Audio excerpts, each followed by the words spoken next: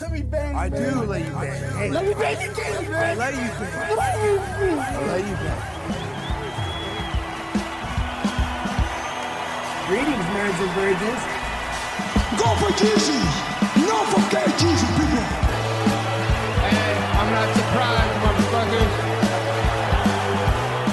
Ladies and gentlemen, it is time once again for your favorite mixed martial arts podcast. Recording out of Los Angeles, California, it's MMA Roasted with Adam Hunter. Who the fuck is that guy? Who the fuck is that? Hey, welcome to the brand new MMA Roasted Podcast. Me, Adam Hunter. The dream team is back. Everyone always tells me how much they love these guys, and I love them the most, man. It's so funny because people, like, we don't have the most followers, but we have the most loyal followers. Like every week, I feel like every week on like YouTube though, like we have a lot of more people. By the way, they're like, how come this podcast doesn't get more? We get a lot more thousands of people on like Spotify and yada yada and SoundCloud. So that's how we started. The YouTube is fairly new, but just so you know, like as much as I get like upset, you know, like about man, how come we only have 1,000 people every podcast? Like if every night, Greg, I perform in front of 1,000 people. You're like the most successful comic in the world. Yeah, you're totally fine with that. Exactly. I mean, and the thing is, honestly, it's for me, I think it's good that we don't have more people watching us because it's pretty much the only way the rest of our careers have been allowed to continue is the fact that we don't have, if we had 100,000 people watching this every single week, we'd be done. This would be the only thing we do. We'd have to just do this. That's what comics are forced right now. There's some comics that have like backed their way into corners where they can only do podcasts. Literally, that's all they can do. Yeah, because everything else has been canceled. Nobody wants to put their name behind them. And so, so that's what they can do is just keep generating their own content. So we're lucky. And thank you to the few and to our followers that we love so much. Keep that mouth shut. Greg, thank you for not watching. By the way, I was thank you for not telling anyone how much you enjoy this show. By the way, the last 2 days have been so stressful. So I was in Canada last week, and in order to leave Canada, you have to get a COVID test. COVID test, yeah. So I got my test, and it said I had COVID. So I was like, oh my God, I can't leave Canada for like a week.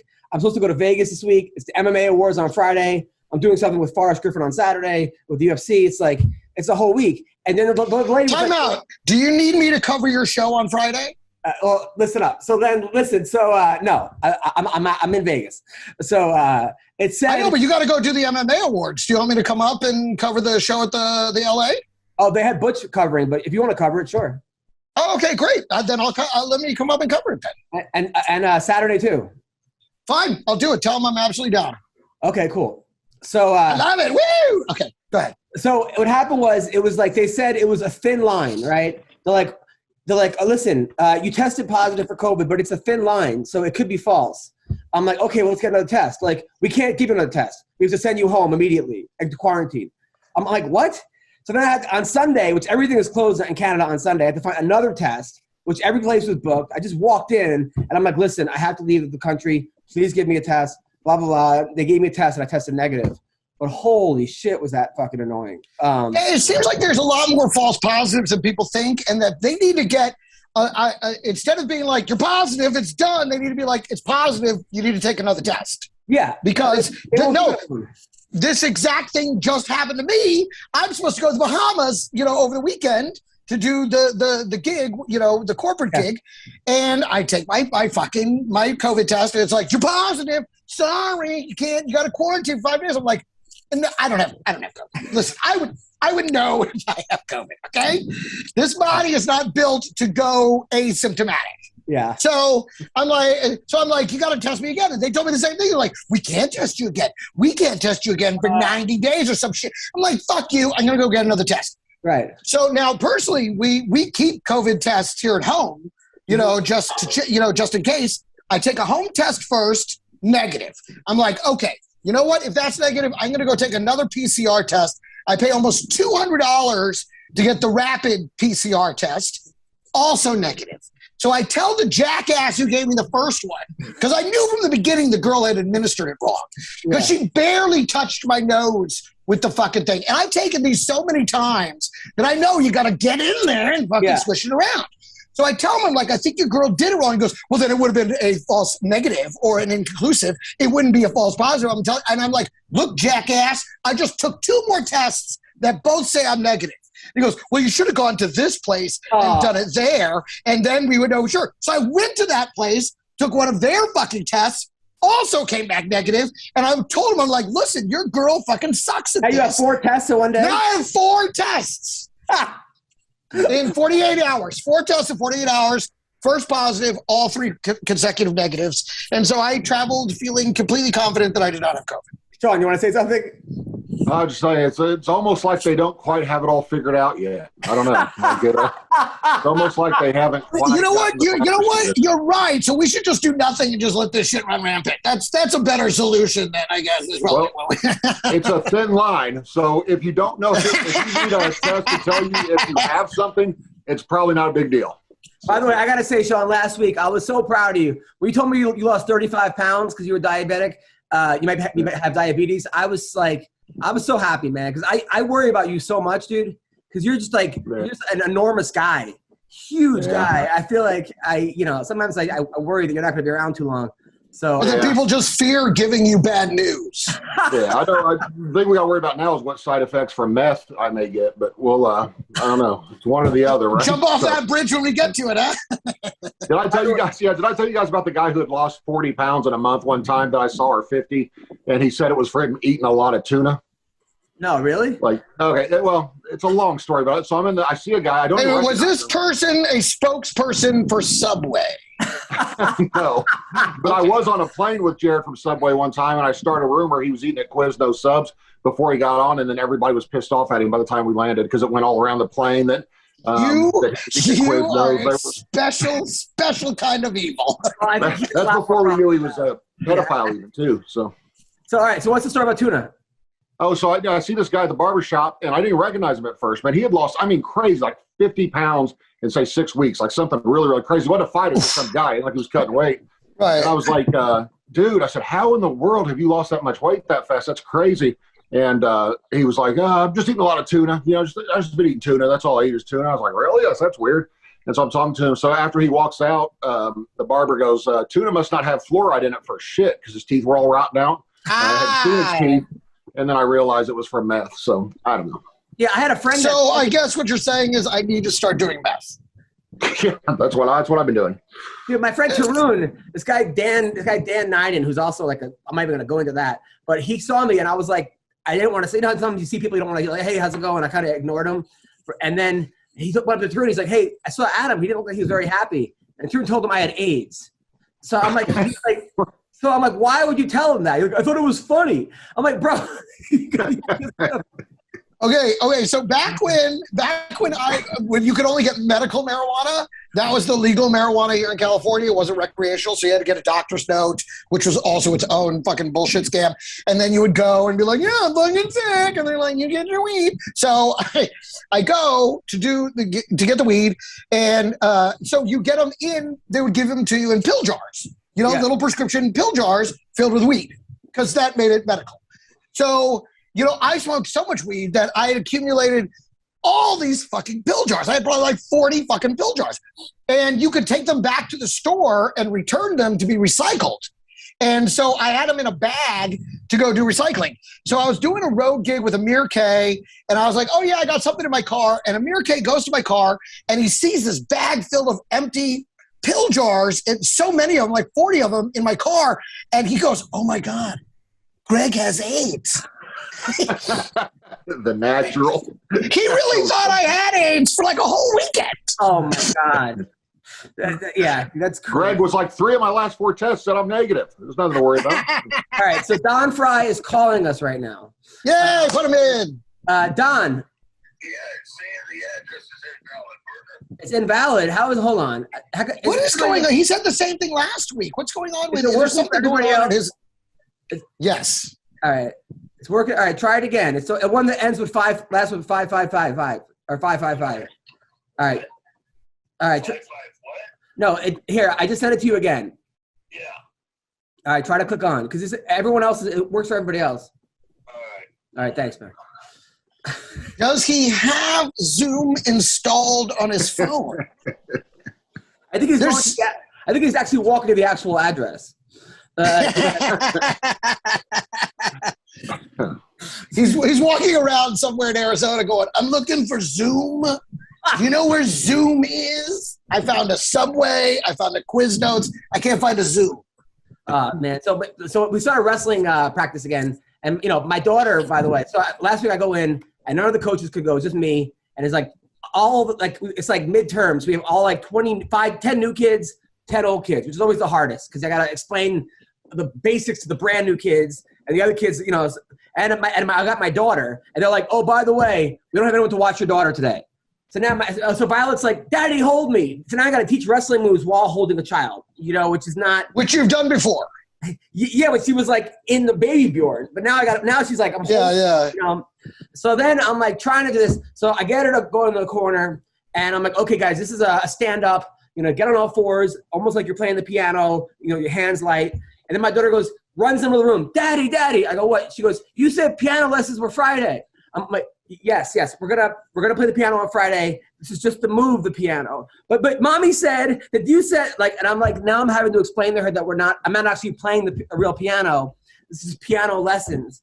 So that was that. And then I had to kick a kid out. Second day in a row, I kicked him out because the first day he walked up to me, the little kid, he goes, who are you? I'm like, I'm like the coach. I'm the wrestling coach. He goes, I go, what grade are you in? He's like 10th -3. Like this is a wise guy from the get-go, right? Then I'm bring arithmetic into it. Then I'm showing the moves, and the kid's making farting noises and this and that. So finally, I was like, enough, And then yesterday, I'm teaching a move, right? And let's not hear him an echo when Don comes. So I'm teaching a move, and the kids talking, not paying attention, doing everything wrong. I'm like, listen, dude, I got my daughter crying. I drove an hour to here. I'm getting paid $20 to be here. Like, just let me coach, okay? I just want to. Wrestling's a violent sport. You're gonna get your butt kicked. I'm trying to make it so you win, Matt. And my whole life is being explained now to a 12-year-old, So then we go live, and right away he goes for a low kick. So he kicks the other kid in like the leg. In wrestling. So I kicked him out again. So basically, you had to kick you out of the wrestling. So I was like, yeah. So that was that. And then I had shows in Canada, right? Don, are you with us? Yeah, sure am. What's up, buddy? How are you? Your camera doesn't work today? I don't think so. How do you get that to work? It should be on your phone or your computer. The last. Fuck. So then I'm in Canada, right? And dude, the craziest.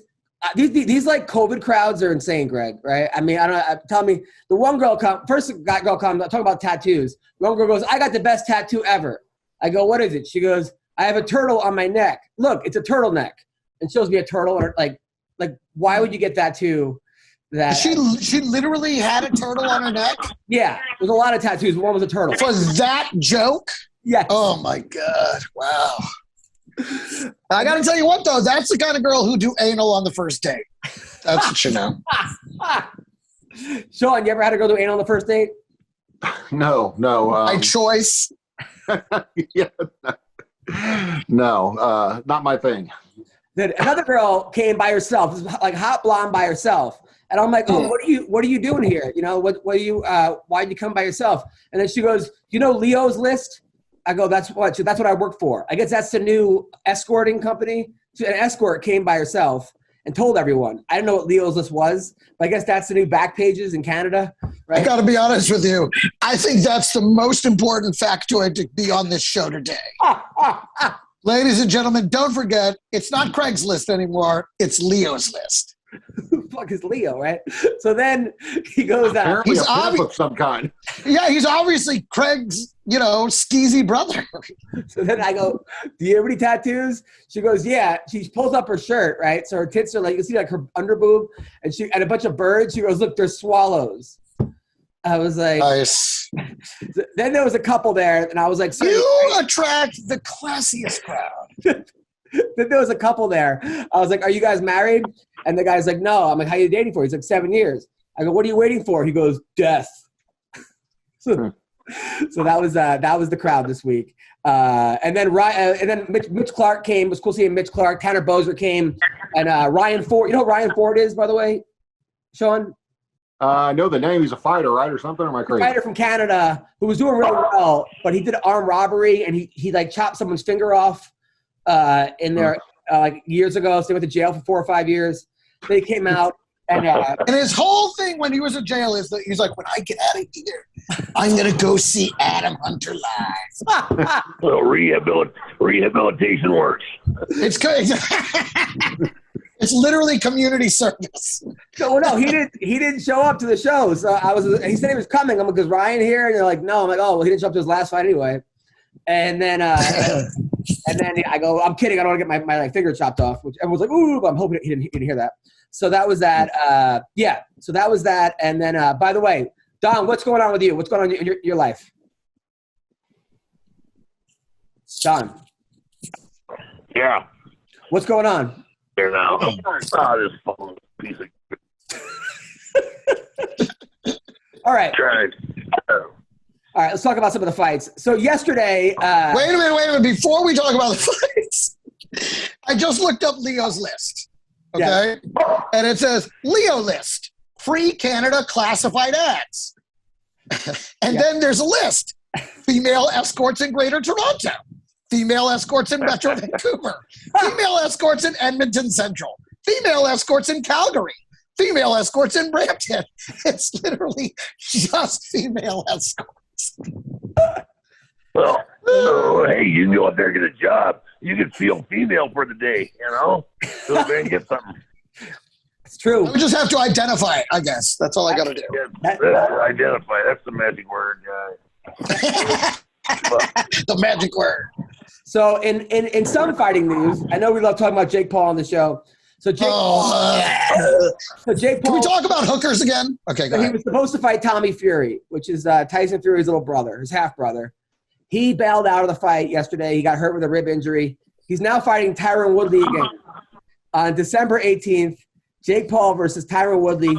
He told Tyron he will give him $500,000 if Tyron can knock him out. Now, I thought it was in the contract, no knockout. Yes, I guess. No. He's going to give him $500,000 if he can knock him out, but in the contract he gets $1 million if he doesn't. That's what nobody knows. Right. So I think Paul's got the advantage here because he's been training for Tommy Fury the whole time, and Tyron's got a week and a half to get ready for this fight. At the same time, maybe that's the best thing for Tyron is not to think and just actually fight. And maybe he'll try to actually knock him out this time because we're worried he'll be gassed out, so he'll throw punches in the first round. Sean, what are your thoughts on this? I don't think Fury was ever going to fight him. I think he just did it for attention. I think his undefeated records too. Like he just fights bums, so I think it's too important to him. He's got plans on being a champion one day or some stupidity. He can't box. But I would give Woodley $500,000 just to fight. Like if he would just swing, that would be great instead of throwing 2 punches around and then act like he can't believe he got robbed on the decision. You know, like it's I don't know. I have a feeling we're going to see a complete replay of the first fight. I bet Tyron doesn't do anything, says he was out of shape. And I don't know. He can't say he's afraid to lose now. You know what I mean? Like he already thinks he beat him the first time, so he can't say, well, I was hesitant because I didn't want to lose. But like hopefully he'll swing, man, at least for a round or two. So, Greg? I think the best move you can make is cash that check on the way home because this should be the first one of these things that nobody pays to see.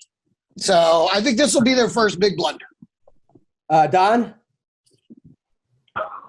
I don't know if there's anything left to say. I mean, geez, everybody's covered everything.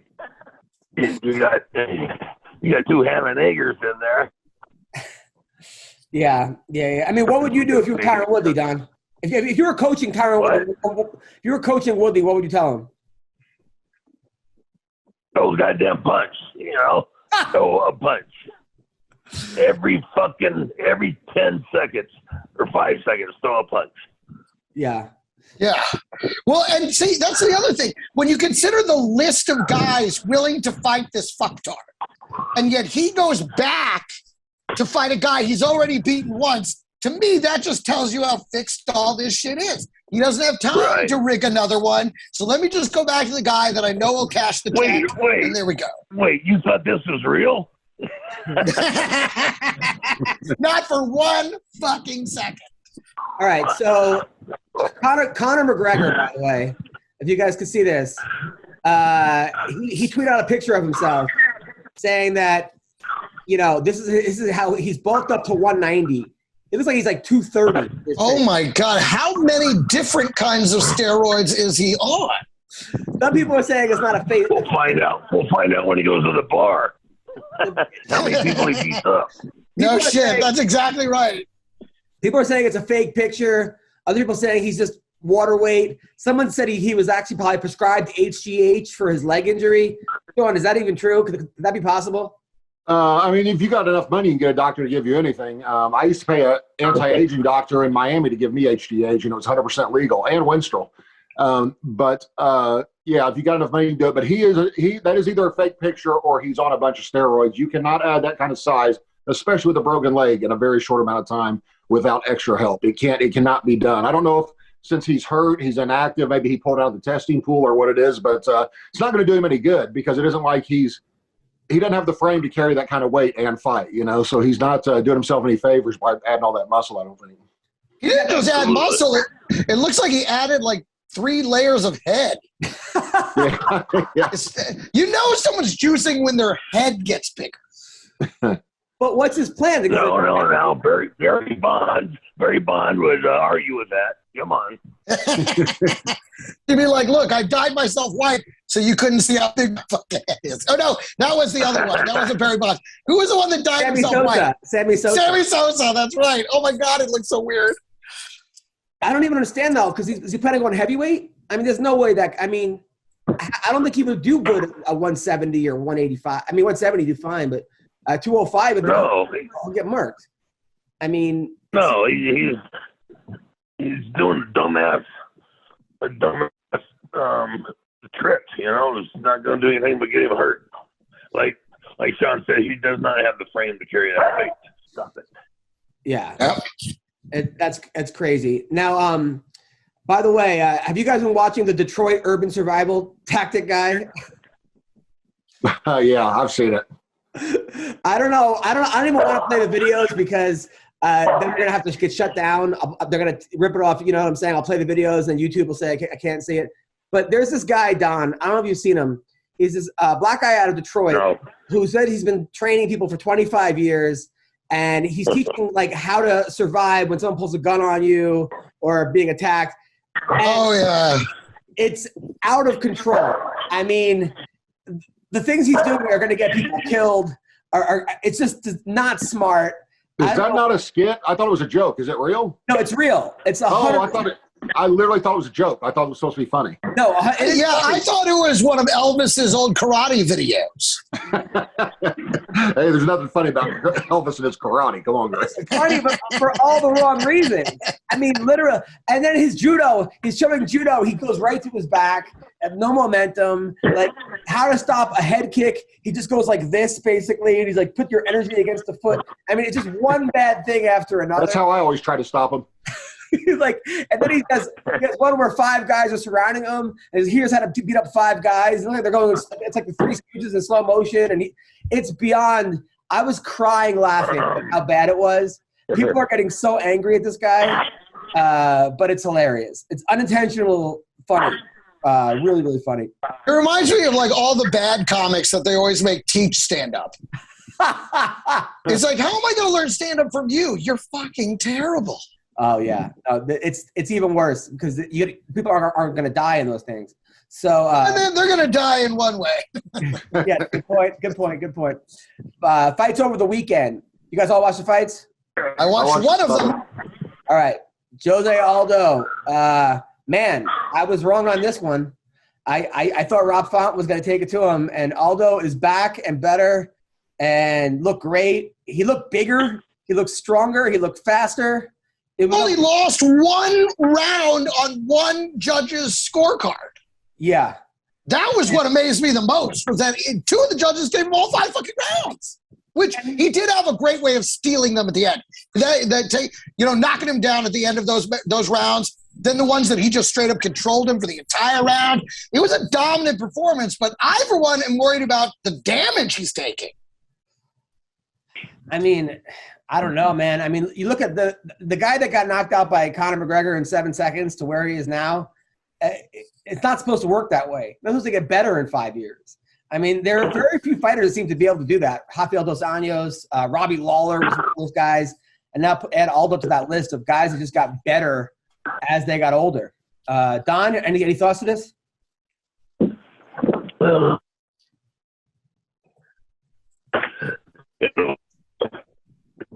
Don, where are you right now? You there?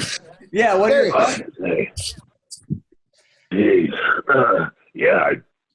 Well, you want to think you get better as you get older because you think you get smarter, but not everything connects all the time. The wires aren't connecting, and your speed's not there. So I mean, something takes a shit on you. Yeah. But I mean, Aldo has proven everybody wrong, and that was awesome. McCorkle, thoughts? Yeah, I was surprised, man. If I was going to bet, which I don't bet anymore, but I would if I was going to bet, I would have bet 5%. I think Aldo. I mean, it's really rare, man. It reminds me of Glover Teixeira. I kept thinking, well, that's his last great performance. Like every time I would lose money betting against him, and it's some guy. It's weird, man. I know you can gain skill, but the athleticism usually fades, and I still believe he's 5 years older than he says he is. So, yeah, I mean, look. Good for him, man, because he seems like a nice guy, and you never heard anything bad about Jose Aldo. So I mean, you have to admit, looking at it, watching the fight, it looked like a son was fighting his dad on the front. You know what I mean? Like the neighbors are fighting on their front lawn again. You're like, oh my God, the Brazilians are at it again. Jesus Christ. That's what it looked like. It looked like, the son's getting his ass kicked. He went and run his mouth again. Here we go. All right, so now we got another one. The Fiziev fight, another great fight. It was kind of an even fight, almost looked like a glorified sparring session, like in fast motion, because they both were so familiar with each other. They were throwing hard, but then at the end, he hit that spinning wheel kick that just knocked the dude out. That was awesome. This guy's gonna be a problem. He's gonna be a problem. There's like all these guys now coming from, not now, but. It's going to be hard for the UFC to market some of these guys, like the Fizievs or that other guy, Jiri Pole. That guy, Jiri. Just, crazy hair. That guy's awesome. That dude's got 24 knockouts and 26 fights. He just beats everybody. But it doesn't seem like you hear that much about him because I don't know how great his English is or whatever. The UFC's got to figure out a way to market some of these guys because they are the best fighters in the world. I mean, they're among them. They're up there. It's just that they don't have that that drawing potential right now. A lot of them don't. But fuck it. It's all, now, I'll tell you who looked great was Jamahal Hill. Knocked out Jimmy Crute in 38 seconds or something. Did you watch that, Sean? Yeah, that was crazy. All right, thanks. Okay, also, I gotta give a shout out to Chris Curtis, by the way, who he was called a journeyman. He was one of those dudes that was just bouncing around losing close decisions. He's won 5 fights this year alone, 2 by knockout in the UFC.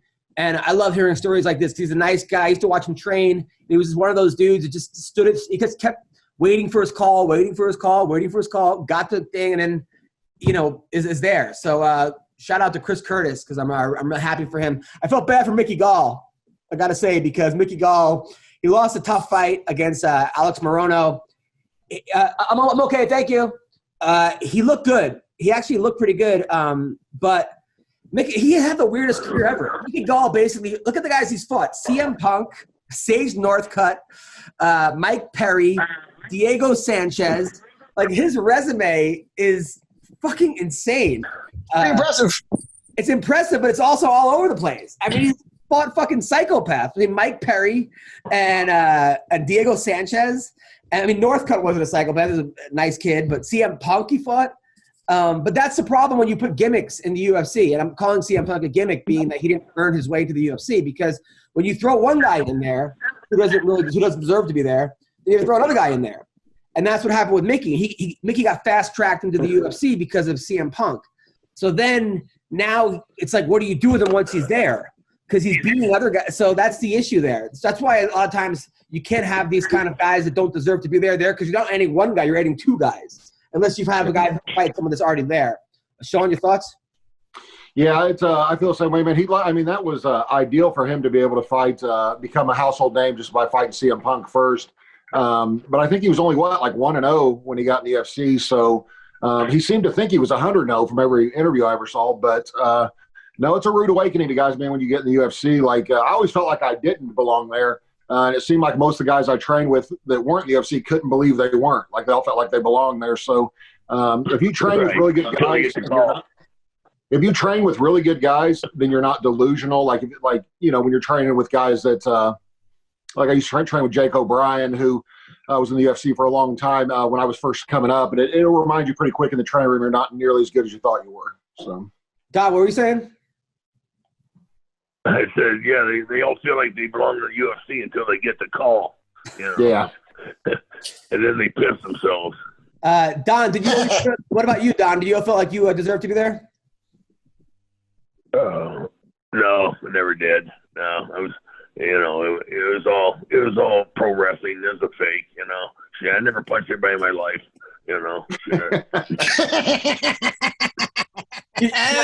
You're kidding. Please tell me you're joking. Don's phone's ringing right now. It's Jake Paul's people. I mean, I would love it if Jake Paul tried to take you on. That'd be beautiful. Don, was the highlight of your career beating Ken Shamrock? Shit. Yeah, but that and Takayama-san, that fight. Yeah.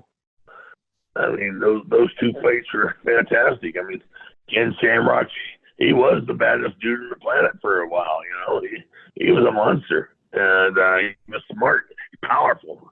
I've never wrestled anybody so fucking powerful as him, Even Coleman. Coleman's super powerful, but Shamrock's from another planet. He really is. I was reading this thread on the Underground about a guy that trained over at the Lion's Den, and he was saying that it was a fight club, like that movie Fight Club. That was the Lion's Den. They were saying it was insane over there. Like they would just they would test you so much to see if you deserve to be in there. It was a fight every fucking a fight. Like it was right. Carried out in body bags. Is that true? Hell, I don't know. I never fucking fought over there or worked out over there. But shit. The thing is like Dan Severn. I called him up, say, hey, Dan, can you get me in on this? So he got me, fights across the country. I didn't get paid for. I mean, everybody wants to do it until they got to make a sacrifice. So he checked out how much of a sacrifice I was willing to make. So, I used up all my vacation time as sick leave, at the fire department, and spent a lot of money, buying tickets to get over there. And, I mean, it about broke me just trying to prove to Dan that, I do belong in this game. Got it. There you go. In Bellator over the weekend, Dan Moret, if you didn't see it, had an amazing fight against Spike Carlisle. Spike won the fight, but Spike was getting the shit beaten out of him for 2 rounds, almost was stopped, and then he came back in the third and rear naked choked him. So shout out to him. That was a great fight. Jeremy Kennedy, my man from Canada, beat Sanchez. And then Koi Kamaka won. Johnny Evelyn won quickly. And then in the main event, Sergio Pettis was losing every single round, but then hit a spinning back fist against who am I thinking of? Sean, Sergio Pettis, Horiguchi. Yeah. Oh God, I can't remember his name off the top of my head. It's Horiguchi, right? But I saw it. Yeah, I saw it. But and then he won in the last. He won with a spinning back fist, losing every minute of the fight until he wasn't. So shout out to Sergio. What's up, people? Cryptocurrency is the future, so don't get left in the past. Bet with MyBookie. You can get in the game now. To get you kickstarted with crypto, use promo code MMA Roasted to double your first crypto deposit at MyBookie. The best part is MyBookie accepts well-known cryptocurrencies like Bitcoin, Litecoin, and Ethereum. So you can bet and withdraw with crypto. Yeah, that's what I'm talking about. This Saturday night, the UFC is closing out 2021 with a bang, with 2 world title fights going down at UFC 269. Yeah, I'm excited. I am so pumped. It's headlined by the light championship fight between Charles Oliveira and Dustin Poirier. And this bout is a true coin flip. I keep going back and forth. I don't know who's going to win, okay? Both men have finish rates of over 75%, so you know this one's not going to the scorecards. Don't miss out. Double your first deposit up to $1,000 by using the promo code MMA Roasted. Head to MyBookie today. Place your bets and watch the sparks fly with UFC 269. Bet anything, anytime, anywhere with MyBookie. That's what I'm talking about. That was pretty awesome. Adam, you skipped over the best fight of the weekend, the Clay Guida. Oh, shit. Clay Yeah, Guida. I was going to say. Yeah, let's get it back. Clay got the job done, man. That's beautiful. That fight, I mean, look, I don't understand that guy, Leo Santos. You know you're fighting Clay Guida, and you know if you can't put him away early, you're going to be in a war. How do you not train, like, by running 80 miles a day? Like, the fact that he gassed out against Clay Guida, you knew you were fighting Clay Guida, a guy that never stops. Maybe he overestimated his gas tank, but that was crazy because he looked like he was out of energy. I mean, he was out of it. I know Clay can do that to you, and he almost had him stopped and this and that, but I thought it was bad training on Leo's part as far as not, pacing himself or having more of a gas tank. You know, the best part of the whole fight was watching Clay try to, string together the 9 hairs he has left and wrap around his head to make it look like he's not bald. And then the first exchange I get into, he's completely bald on top. Looks like, Lex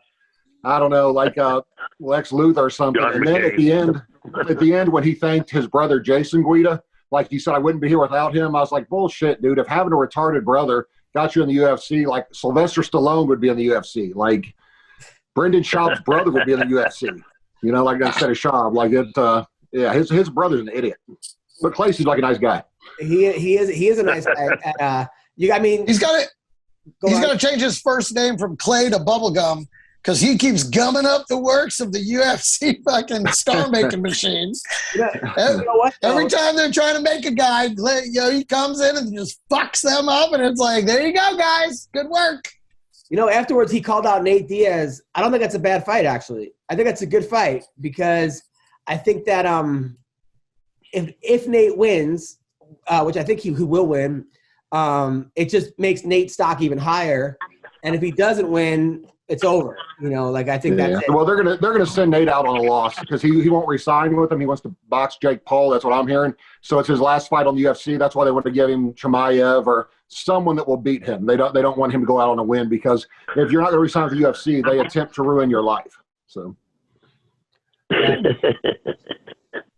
Sounds like a lovely organization that we dedicate 3 hours a week to talking about. Now, this week. He's spot on, buddy. He's spot on. This week, Jesus. This week we got some big fights this week. I'm excited for this week. This is the week. Some really good Oh, yeah, baby. This Saturday. I'm excited for this. We got Dustin Poirier versus Charles Oliveira. I don't know. I'm going back and forth with this one. I think Poirier's going to get it done, but Oliveira is such a gamer. I mean, the fight against Michael Chandler had him hurt and rocked and out, and he just came back quickly. And he's so big. He's such a tall dude. He probably comes in. I mean, so is according to Colby Covington, Poirier comes in walks around at 190. But Oliveira's got to be about 182 and walk around weight. They're both big guys. I think Charles wins. I don't know, though. This is a tough one. Sean, who do you like in this one?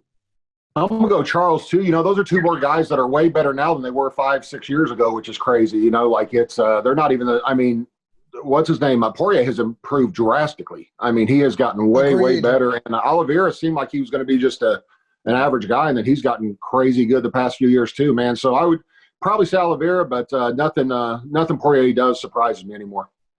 Greg? If I were Sean McCorkle, I would take every dime I've got and put it on Poirier. I think this is a slam dunk for Poirier. I really do. And which means he's going to definitely, he's going to go the other way, and he's going to be like, I should have listened to Greg. I'd have 4 new dogs. I mean, it would. That's my reasoning. Whatever. I'd have 4 new dogs, a new treadmill. My life would be great. But I didn't listen to Greg, and I listened to my brain. And I went with Oliveira. I'm telling you right now, write it down. Dustin Poirier is going to knock him the fuck out. Don? Yeah, I believe so. I think it's just going to be a rough finish, you know. Okay, so Dustin Poirier in what round? I'll go for the third, or early third. I can't wait. It's going to be a good fight. It's going to be a really good fight. I'm excited the whole weekend. And by the way, the award show, like I said, is Friday. And I wrote some really good sketches this year. One with Dean Thomas that you're going to love. I know you guys are going to laugh your ass off. One with Misha Tate, who's a really good sport, by the way. And then one with Aljamain Sterling. So they come out this week. And I'm in charge of like – I bet the one with Aljamain was great because he's really good at acting. Yeah, he should get that fucking – he's a booking agent for sure, you know. Let's just say he makes fun of himself a lot because of that in this parody, parody song that I wrote for him. You guys, it's really, really funny. It's funny because I'm in charge of like getting some of the people that want to present. Don, if you want to present an award, you can come present an award. Where's it at? It's in Vegas this Friday. Yeah, shit. That means because we're gonna go to a fight. We're gonna watch the fight. But we're going to go up there on Friday. What time is it? 6:00. Red carpet. Okay, where at? It's at WARR Studios, WRRE Studios. So Greg, this is pretty funny. So I'm in charge of getting some of like the guests, you know, and to like present an award. And my friend Gina, she represents all these like kind of train wrecks. Like she used to represent like all the Tiger Woods mistresses. And then she represented the girl that like banged Mel Gibson. Huge client list. I was going to say, so what's the name of her agency? Integrity Inc. She had Tila Tequila. She had Octomom was one of her clients. Thank you, Don. Thank you. That was for everyone. Tom Sizemore. Yeah. Michael Lohan.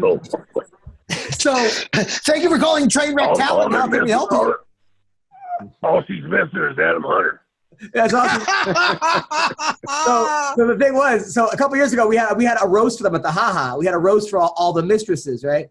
But they didn't know that I don't know if you did it. They didn't know they were being roasted. They thought they were being honored because they didn't know. A lot of them didn't know what a roast was. So you could tell how well that went. Like they were like an award, and they had comedians come up there and just bash them.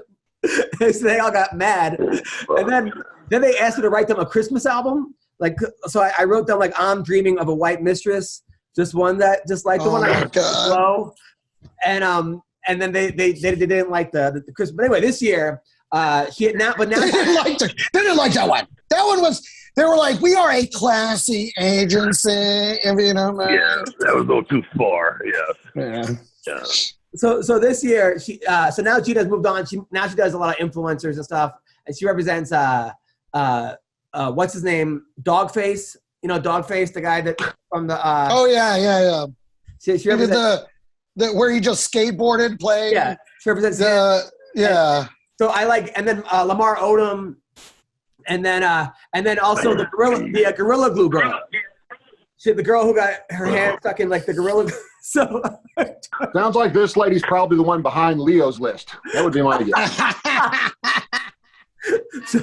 So I pitched to have the Gorilla Glue girl. I'm like, can we have her like give an award? But they said no. They said no to that girl. She won't be able to hand it over. It'll be stuck to her.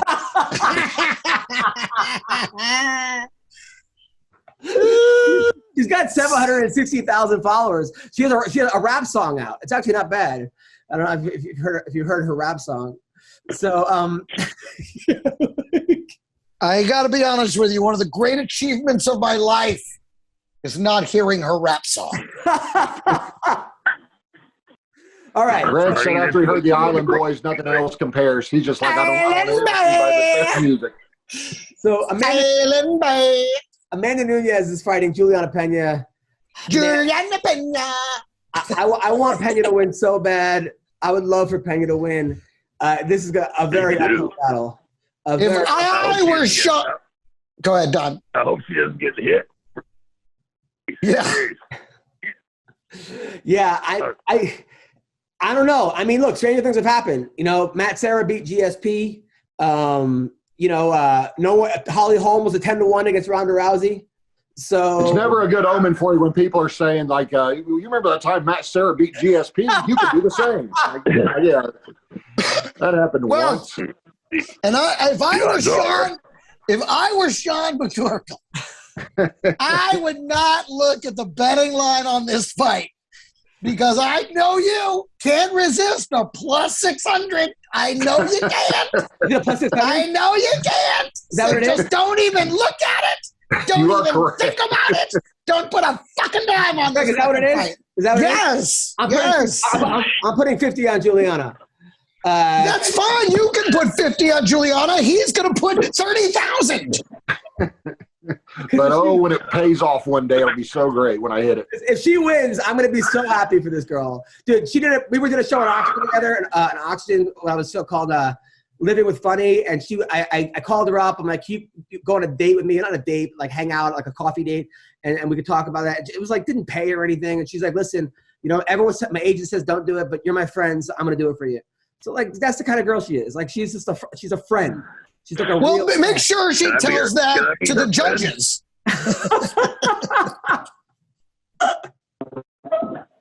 But that's my friend. So anyone who's a friend, I gotta. If she wins, I'm gonna go fucking ape shit.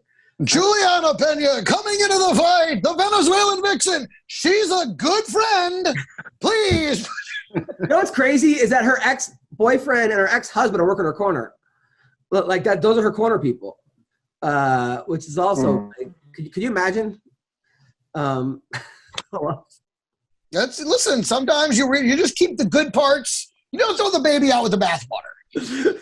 It's like, listen, we're not good like this, but we're good like this. So let's just. You think she looks at them between rounds, gets angry, and then beats the shit out of whoever she's fighting? Without question.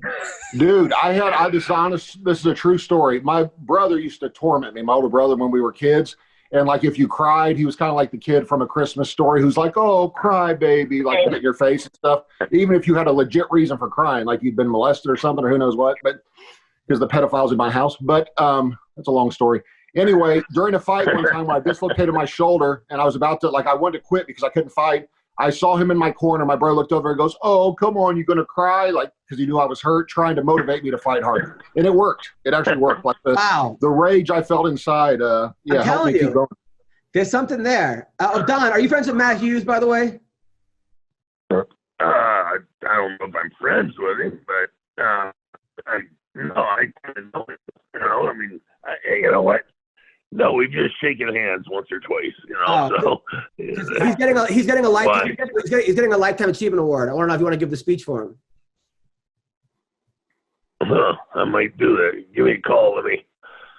All right. Okay. Give me a call. After this I wrote a book review for his autobiography that could help Don write the lifetime achievement. No, Greg, you ever hear that story about the book review? No. Okay, so Matt Hughes writes a book, right? This is like 10 years ago.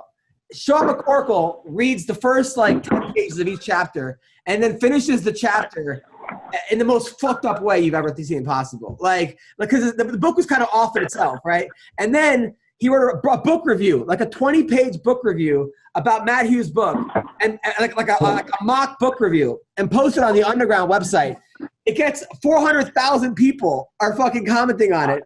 And when I met Oracle and we saw Joe Rogan at the Ice House, he was like, "Whatever happened to that book review?" That's the first thing Rogan said. To this day, that people still bring it up to me, like, "Man, I remember when you wrote that book review," and I'm like, "Dude, that's like." All the fights. That was before I was in the UFC, so that's what I'm still known for. Is that a guy let me cut the line in Chicago, a bouncer one time after I signed with the UFC, and I was like, man, that's cool. I get in, just all I do is sign a contract with the UFC and get in. He goes, what do you mean? I'm talking about. He goes, I only know you from the book review. I was like, oh my god, I'm on the Underground, baby, and I was like, oh great. So yeah, I'm still known for. And you're not having McCorkle give him the award? Dude, you imagine? Because I'm sure Matt doesn't remember this at all. So I think there's no better way to honor his achievements than having the McCorkle show up. Now he'll have to drive, but he does love driving cross country and overseas. So. All right. So also on the card, Jeff Neal, who got like a DUI a week ago, but he's still fighting. is fighting Santiago Ponzinibbio. That should be a banger. Those guys are both bangers, both great. Yeah. I don't know what Jeff Neal is doing with his life right now, though. He's got the biggest fight of his life, potentially. Sounds like he was looking for a banger on the road. Yeah, like, come on. Hector Lombard, you ever got a DUI? I don't get the DUI. The DUI get me. That's what happened there. The DUI, they go, I'm writing you off for the Hector Lombard. That's what you get when you try to take on the Hector Lombard behind the wheel. I am not the sheep. I am the elite. Oh, wait, I thought you said you hate the elite. I hate the elite. I replace the elite. I give them the DUI. They go to the jail. I become the sheep elite. Wow. Okay. All right. Thank you, Hector. That was Hector. Once again, making lots of sense. Cody Garbrandt is fighting at 125. I don't know how he's making 125, but he's fighting Kai. By shaving that beard. Kai Kara France, who's a good fighter, but man, if Cody fights smart, he wins this fight. If he gets angry and gets into a brawl, it's 50-50. Greg, Sean, your thoughts on this? I just think it's funny when guys lose at a fight at 135. They're like, you know what, Maynor, I'm making my mistake. I need to fight somebody that weighs 125 pounds. Totally. That's exactly what it is. These big dudes are just too much for me. I just need someone a little bit smaller. If I can just go down 10 pounds, I'm going to maul this motherfucker. If he makes weight, Cody will absolutely crush him. You think so? Yeah. Actually, if he doesn't make weight, he'll definitely crush him. But you don't think maybe his chin was a little bit like wary at 135? Maybe going up a weight class might help him, because a lot of times what I've heard is when you suck too much weight, your chin goes. So I don't know. I mean, Don, any thoughts? Werner, I don't know. I never cut weight, after college wrestling. So to the hell with it, I'll never cut weight again. I didn't. So I fight anybody who's heavier than me.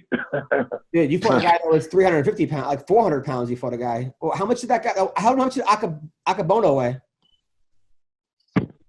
Fuck, he weighed 4+ Yeah. God damn. And he's 7 foot. Yeah. What? Wait, how tall is he?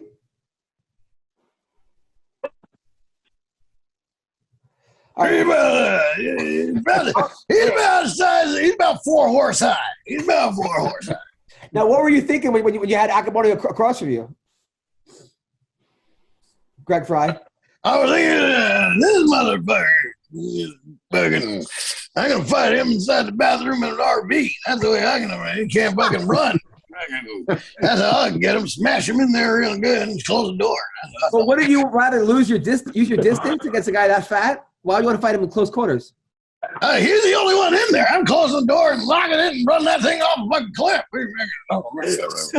But you'd be in the RV, though, when it fell off the cliff. Put a little, you get a brick and you put it on the pedals and you just jump out. Oh, got it. Okay, that's a good plan. I like it. Yeah, I like your plan. All right, Sean O'Malley. People are sleeping on this guy, Rulian Pavia. This dude fought another guy from O'Malley's camp. I always forget the guy's name. It's a fucking K. But the guy was really good. They were calling him the next big thing. Kyler Phillips, he beat. Kyler Phillips is a stud and a half. And this dude beat him. He's the next big thing. He weighs 125 pounds. Yeah, that's what I was just saying. He's the next small thing. 135. And now he's fighting O'Malley. People are asleep. Look, I like O'Malley. O'Malley's awesome. Nice guy, nice kid. Always been cool to me. This guy, Rulan Pavia. What's the betting on this, Greg? Pavia is plus 240. O'Malley is minus 305. I'm telling you that if I was a betting guy, I go for take that Pava money, huh? This dude is really good. He's really good. I think he's from Mongolia. No, where is he? Oh, he's from Brazil. But he's a stud. Oh, he's not a Mongoloid? No. They don't like Mongoloid. Yeah, I know. He's won 3 in a row. He knocked out Mark De La Rosa. He beat Zalgas Zumagulov. He lost to Kai France by split decision. And he lost to Rogerio Bontorin by doctor stoppage. But he's won 3 in a row. And he fought a guy that fights a lot like O'Malley. So it's going to be a good fight. I saw Sean O'Malley in an interview. I think it was with Errol Hawani, and he said the guy he's going to fight said, I thought O'Malley wanted to fight a ranked guy, and O'Malley said, I've never said I wanted to fight someone ranked, which cracked me up. It sounded like me when I was in the UFC. They're like, who'd you like to fight next? I was like, whoever you think the worst heavyweight is, I'll take him. Yeah, you're the most humble fighter ever. They kept telling me it was me though. Like, no, you're the worst heavyweight. And I was like, I think you're mistaking the word humble with insecure. I think those are two different things.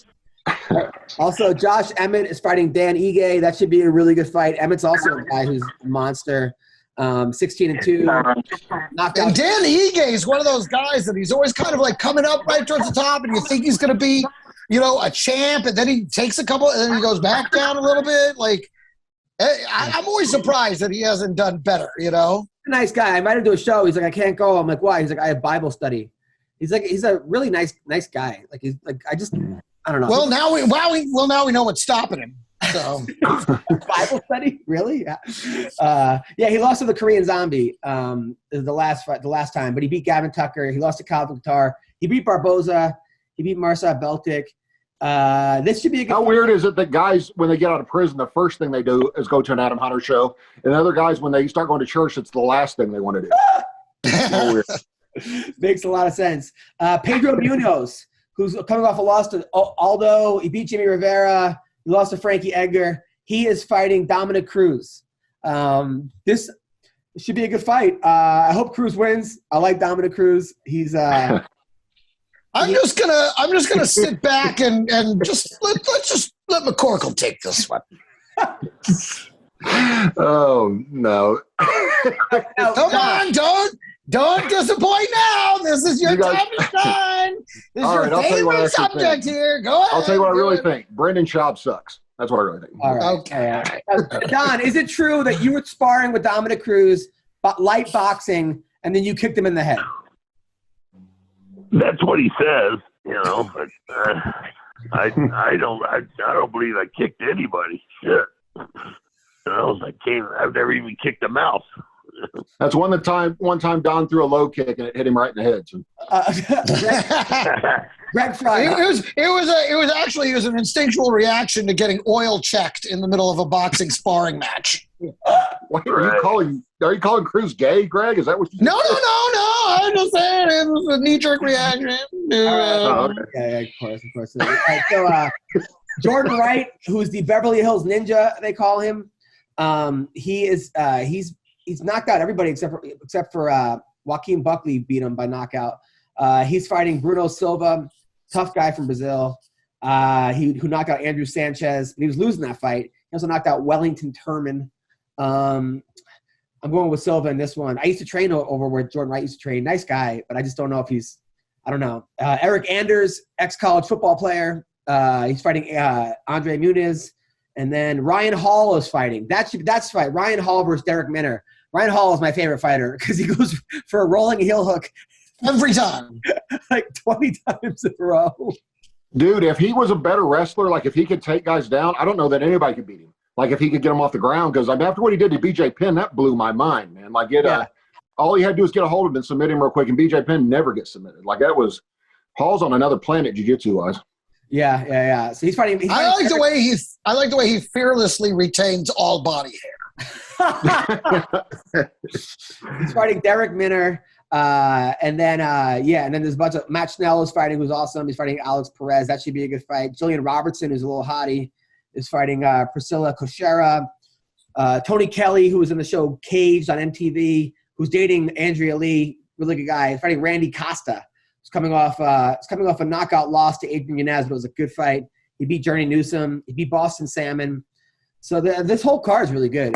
This is going to be an amazing day and night of fights. And I'll tell you this, the one thing that really separates MMA Roasted from all the others is the relationship info that we bring into the background of these fighters.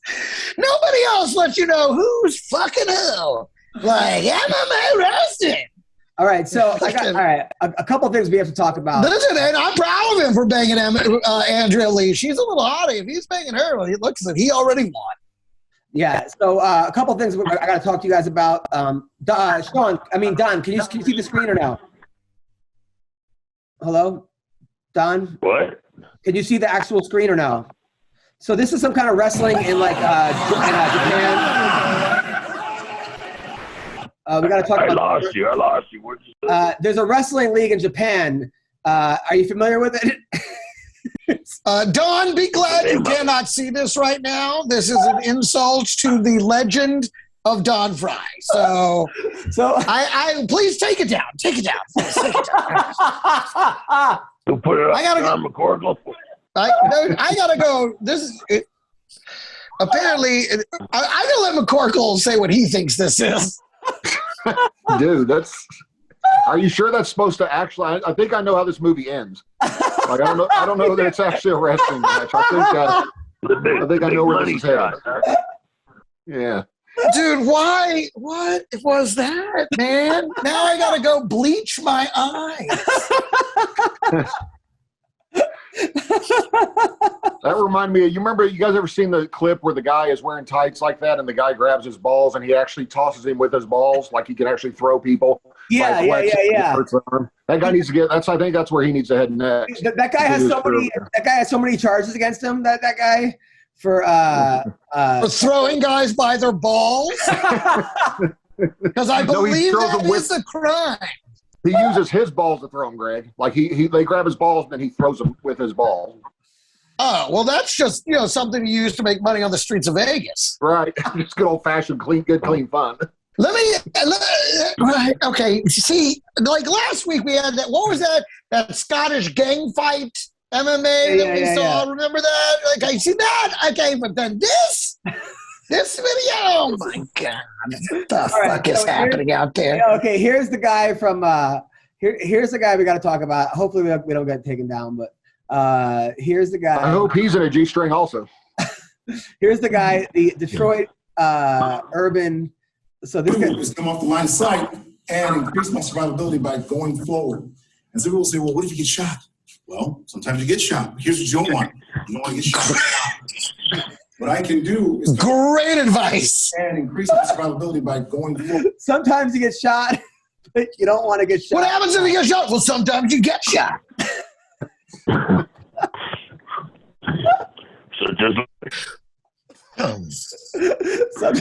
Sometimes you get shot, but you don't want to get shot a lot. All right, so here's how to defend a front kick to the face. And I don't know. I mean, how does a guy like this guy makes money on this? That's the sad part, is that he actually makes a living doing this. All right, hold on. So here we go. Sean, tell me. So some would say that about our comedy. All right, Sean, tell me, is it correct? Hold on. Trap, lock, take down, and kick. 1. You're knocked down, they want to kick you in the face. And that works. Step 1. Lock the energy here with X. Thrust forward with your shoulder, knock them down. Grab if you need to. A countermeasure when you're on the ground and someone's kicking you. Take your fist. The way that works. Trap your foot, grind your knuckles in the inside shin. Very painful. On the ground, and they're circling you to attack you. These are ways to increase your survivability if you're on the ground surrounded by attackers. Trap, lock, take down, and kick. Thoughts?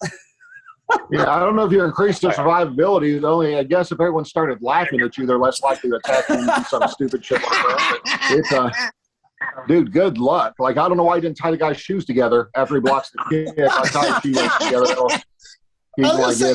Did he grab him by the nuts and go, grab the meat? Yeah, he did. He said, grab the meat. If you grab the meat. And then, okay, so it's Krav Maga. Okay, now it makes sense. But nothing is better than this one. This one, the one where he has his daughter in. But yeah, this guy's gonna get somebody killed. Like literally, like really gonna get somebody killed. Because people are gonna actually think that you could do this. But I guess I don't know. I mean, if this is the last option, right? The last option. But that would definitely be my last option in a fight to do that. Any of those Is he the idiot from Detroit that is teaching people how to strip guns? And Yes, things like yes, that? yes. Oh, God.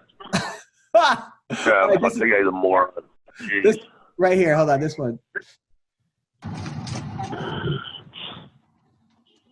If you get attacked by a child, Take away their lollipop, and when they cry, slap them. All right, so the way that works, when the man grabs the child's arm, the mother pushed here on the thumb, causing the thumb to let go. This would help. If someone tries to grab your child against your will, you're able to break the hold so you can get your child free from an aggressor. I like how the guy backs up with his hands up once his thumb was hurt. Like, all right, that's it for me. Yeah, I'm not necessarily. it's a good thing he's always wearing gloves, too. There's nothing like training with gloves on. And he made his own patch saying Detroit survival. Yeah. We got to get a fight. You know what? Yeah. It's true. These are methods on how to survive specifically in Detroit. They do not work outside of, if you get further than Lansing, these techniques will not work.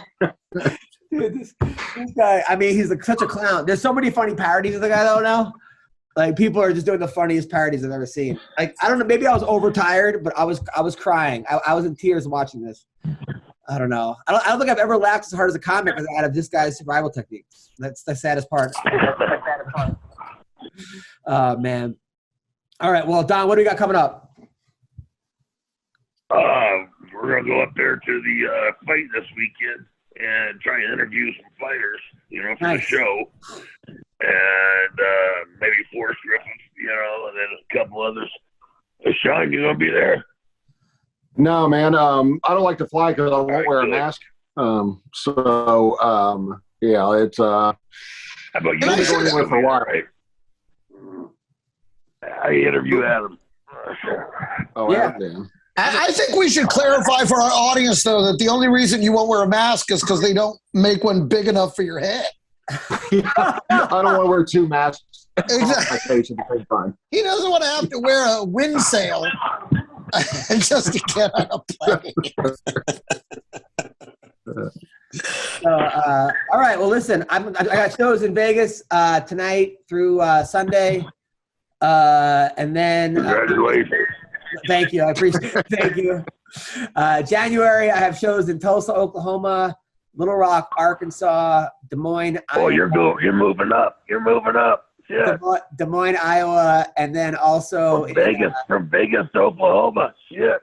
Thank you, Don. And then also in Cabo, Mexico, at the Cabo Comedy Club. Not at the Cabo Club, somewhere else. In Cabo. So yes. Thank you guys so much for watching the show. Hope you And don't forget, hey, wait a minute. I'm going to be New Year's Eve. I'll be at the El Paso Comic Strip for New Year's Eve. So if you're that way, and then hopefully this weekend, maybe I'll come up to Vegas and cover some shows for Adam. That'd be super dope. I'm texting him right now. Can Greg do my shows Friday and Saturday? That'd be awesome. Thank you, brother. I would love that. I got you. Thank you guys so much. Take care, guys. Hey, man. See you guys. Fuck you.